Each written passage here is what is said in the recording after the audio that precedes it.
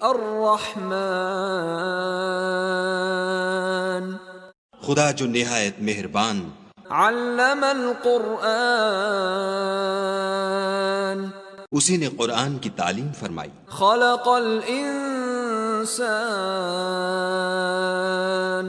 اسی نے انسان کو پیدا کیا، علمہ البیان اسی نے اس کو بولنا سکھایا۔ الشمس والقمر بحسبان سورج اور چاند ایک حساب مقرر سے چل رہے ہیں، والنجم والشجر يسجدان اور بوٹیاں اور درخت سجدہ کر رہے ہیں۔ والسماء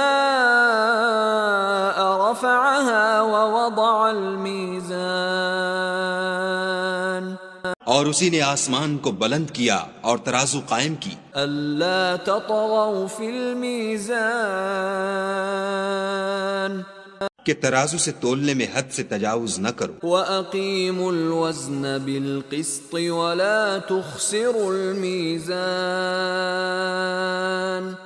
اور انصاف کے ساتھ ٹھیک تولو اور تول کم مت کرو۔ وَالْأَرْضَ وَضَعَهَا لِلْأَنَامِ اور اسی نے خلقت کے لیے زمین بچھائی، فِيهَا فَاكِهَةٌ وَالنَّخْلُ ذَاتُ الْأَكْمَامِ اس میں میوے اور کھجور کے درخت ہیں جن کے خوشوں پر غلاف ہوتے ہیں، وَالْحَبُّ ذُو الْعَصْفِ وَالرَّيْحَانِ اور اناج جس کے ساتھ بھس ہوتا ہے اور خوشبودار پھول۔ فَبِأَيِّ آلَاءِ رَبِّكُمَا تُكَذِّبَانِ تو اے گروہ جن و انس، تم اپنے پروردگار کی کون کون سی نعمت کو جھٹلاؤ گے؟ خَلَقَ الْإِنسَانَ مِنْ صَلْصَالٍ